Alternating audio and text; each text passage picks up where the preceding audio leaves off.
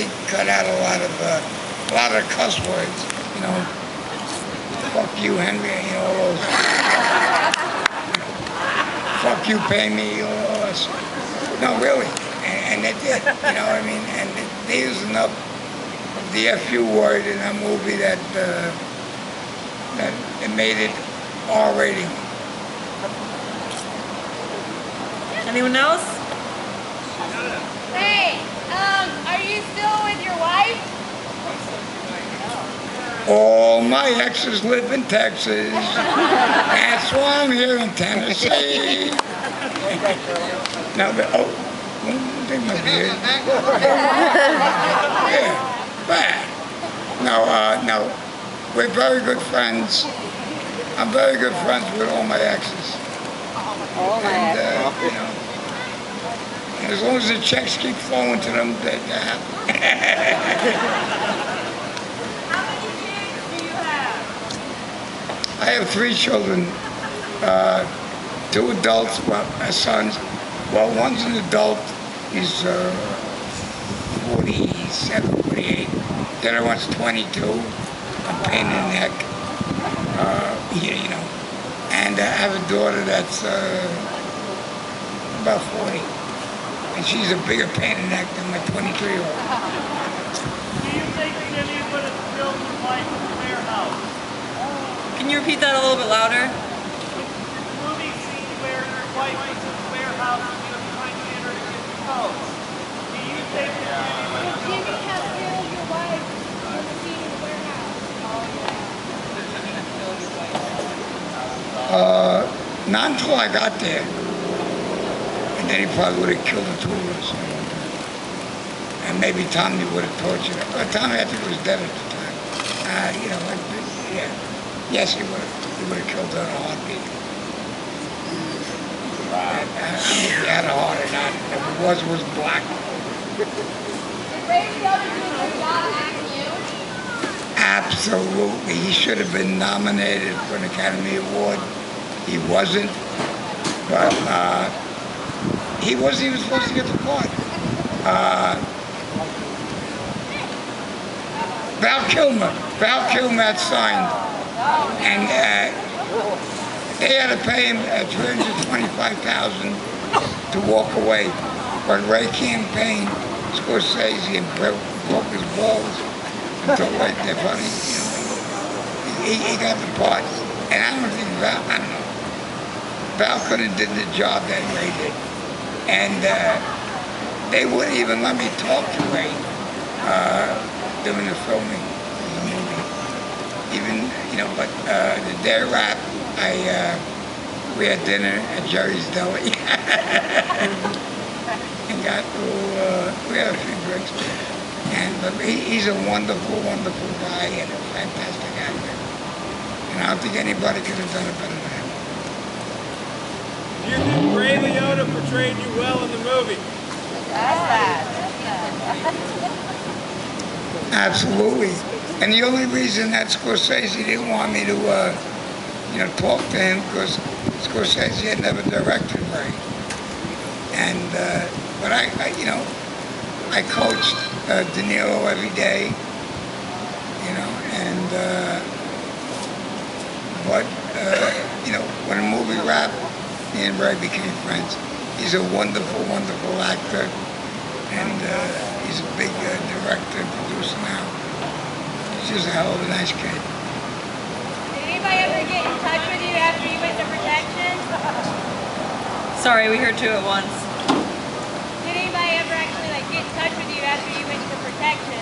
Like Jimmy or any of them? Yes. But they're all gone now, you know. And you know, witness protection was a headache.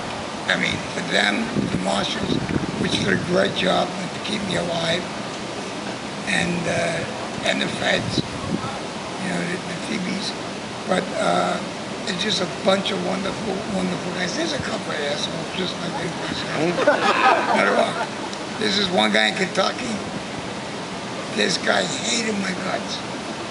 he despised me, you know, this big redneck, chewing tobacco. I couldn't understand a word he said, you know.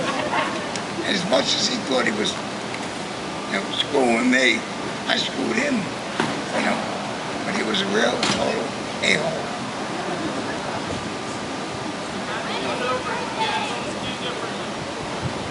I would get an education,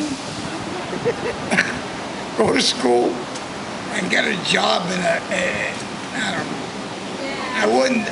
I wouldn't go down the path that I did, you know. It was so intoxicating, and you know, that lifestyle. I just, you know. Pardon? Does anybody bet? I mean, you guys made a lot of money. I mean, Yeah, quite a few. Yeah, we made a little bit. But you know what? If I knew I would have lived this long in my life, I'd have saved about 2% of it. You know, I really would have. I'd be living in the island of Mallorca, Spain.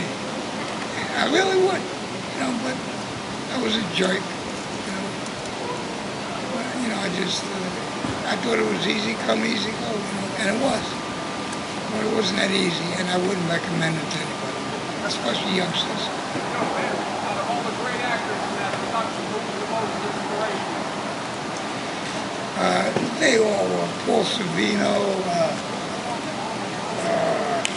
Bobby, you know, Robert De Niro, of course, Ray. Pardon? Unselfish actor. And can you repeat that louder? Most unselfish actor.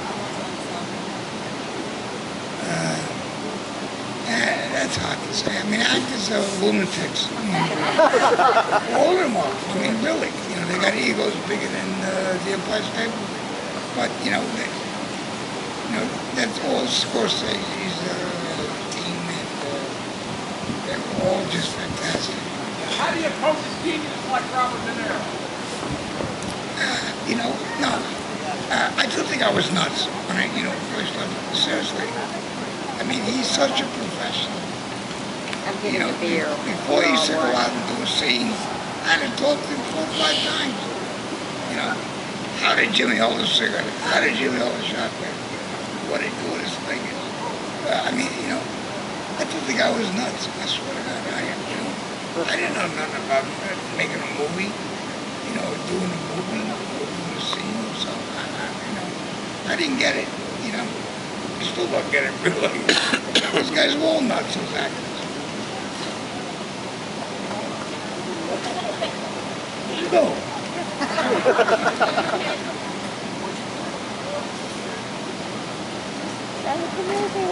Any big 70th birthday plans?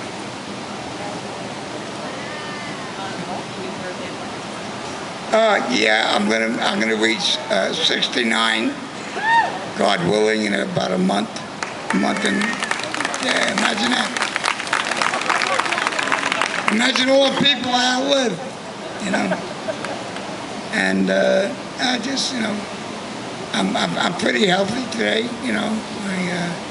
I got a couple of little minor health problems, but nothing to, you know, write home about. But yeah. Any more? Go on with the questions. Give me some good questions. What brought you out of witness protection? What brought me out of witness protection? I got pinched in Seattle. I got arrested for selling drugs. I did, which I mean, I sold drugs to pay for my own habit, basically, and they weren't too fond of it, you know. And I was looking at like 40 to life, you know, and I did a couple of years in rehab again, but I think they had enough of me, you know. After 7 years, they had enough of me, you know. But the feds still got my back, you know. So I mean, I look over my shoulder, and you know, if I walk into a restaurant, I look at the first 2 exits, you know. front and back door. And, you know, I just, I look for the escape route. Something real would happen. But I got a lot of friends in law enforcement, you know, and they kind of look out for me.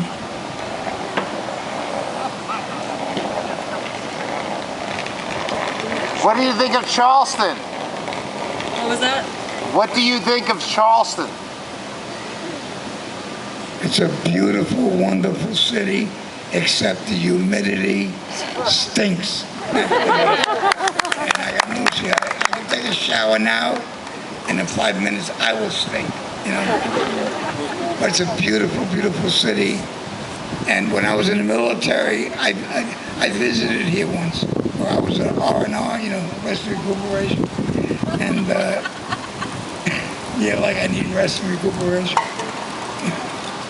But it's a beautiful, wonderful city. I just wish it wasn't so humid.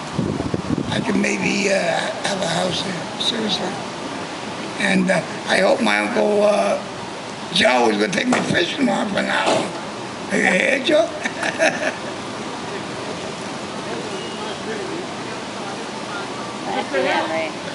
Was Joe Pesci's portrayal of Tommy anywhere close to the real thing?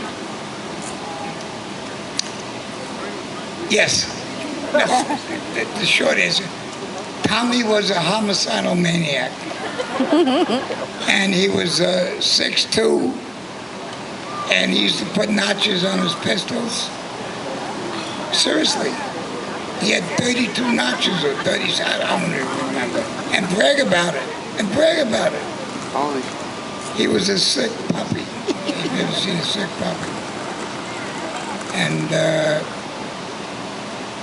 they toned him down a lot for that movie. They really did. He was really, really sick. We just did a couple of weeks ago, we just did I forget the name of the show, Notorious Mobsters. But they did Jimmy and Tommy, you know. One was sicker than the other. I mean, really. You know, and then you couldn't turn your back on him. I mean, you know, if you did, you might get an ice pick in the back of your head or something, behind the ear. Do you think John Gotti killed killed Tommy? Do you think John Gotti was the hitman? What about John? I know John Gotti when I was a kid. We grew up in the same neighborhood. Now, what was the question? Do I think what? Was he the one that killed Tommy? They never disclosed. Yes. Well, I wasn't there, but that's what I heard. Honest to God. The affair with your ex-wife? No, well, that was, he was going out with Foxy's, who was John Gotti's protege. He was dating Foxy's sister, and one of them were going to go either way. You know what I mean? And you know, and when Tommy heard that he was looking for him, that Foxy was looking for him, Tommy killed him. Did you really think that Tommy was going to get made that day?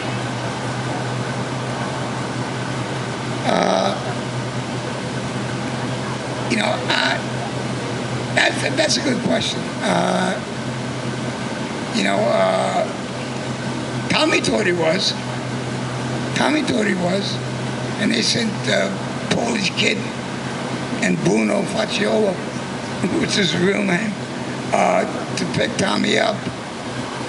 And they brought him to, this is a story I heard. Like I said, I wasn't there. And Foxy, or John, I think John killed him. John Gotti, because you know, I was in Florida at the time with Jimmy, and first time I ever seen Jimmy Burke shed a tear over anyone.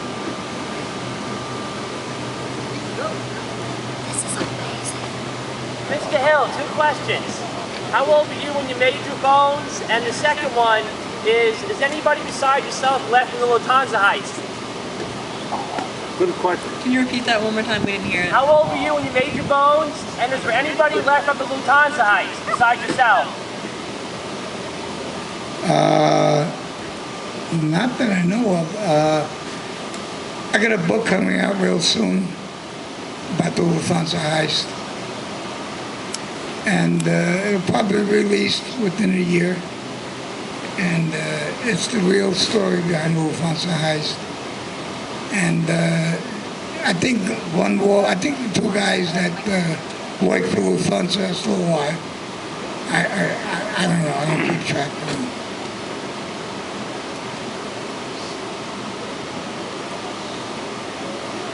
How long do they spend in post-production? You people want to see a movie? Yeah! Okay, can I leave? No, I ain't gonna leave, but can I go sit down in the company chair? Okay. If you got any more questions, I'll be over there for a couple hours more. All right? Thank you! And thank all of you for coming out.